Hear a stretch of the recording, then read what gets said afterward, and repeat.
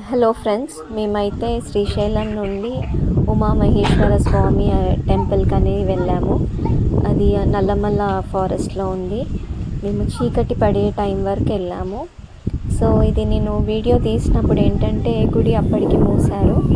మేము దర్శనం చేసుకున్నాము. చాలా బాగుంది. కొన్ని ఏండ్ల కిందట గుడి అన్నమాట.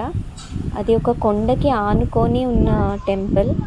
చూడటానికి మంచి ప్రదేశంలో ఉంది. ఎలాంటి క్లైమేట్ బాగుంటుంది, పొల్యూషన్ లేదు.